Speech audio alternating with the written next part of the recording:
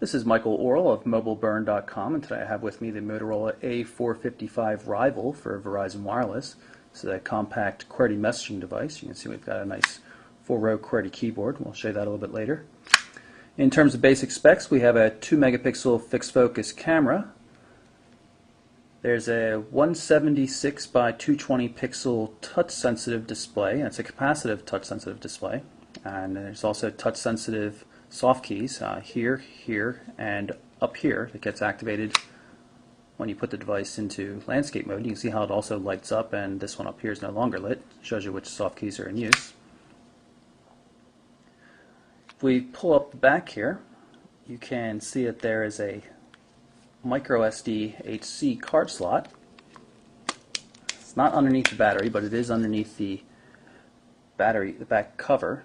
The slot's right there, so you can stick an 8 gig card is the maximum. Nice D-pad on the device. The 4 buttons down here that surround the D-pad are mechanical buttons. They might look touch sensitive, but there actually is a physical give to them.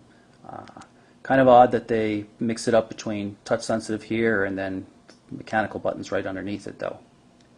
Take a look at the controls on the device. We've got volume up, volume down, and a speakerphone button here. Over here we have a micro USB power and data connector,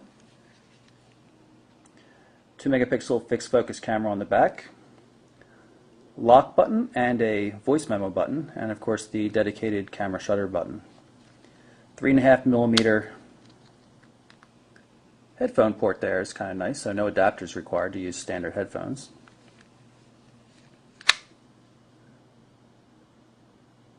Get a good look at the QWERTY keyboard there, and we're going to turn off the lights so as you can see the unique backlight feature, how it works.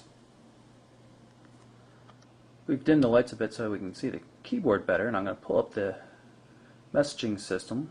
You see I hit the touch sensitive area on the display there. We're going to go into a new message, and you notice at the moment the red letters are lit up, but as soon as I hit the function key in order to get numbers, watch how the numbers and the symbols turn up in green to make it easier to type in a number. When we go down into the text area, you can see once again by default we've got the red keys. As soon as I hit the function button, it lights up green for the symbols and numbers. Pretty cool. Got the lights back on so we can show you how the keyboard works.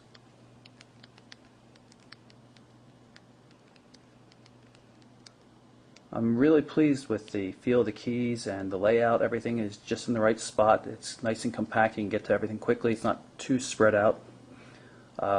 Really good keyboard. It may not look that way, but I've really been quite impressed with it. So we'll just tap here on the touch screen, send off the message. We're in the messaging inbox to show you how the threaded SMS works. Here we've got messages from John Doe, 2 of them there, and then another one from another number. I'm going to click on this one. You can see we can view both inbound and outbound messages to and from John Doe. And you notice little arrows up in the top left and right corners of the display means we can move the D-pad to go to messages from other contacts. It's quite handy, easy to navigate, and very clear. The Motorola Rival supports both personal and corporate email. This is the mobile email application for personal accounts. We've got a Gmail account set up.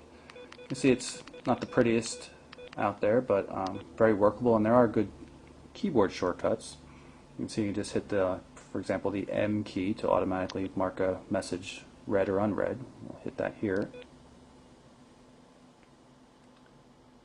Pretty easy to use. Corporate email support comes from RemoSync. It's Exchange support, so it's not only email messages, but it's also contacts and calendar appointments. IM Client supports AOL Instant Messenger as well as MSN Messenger and Yahoo Messengers.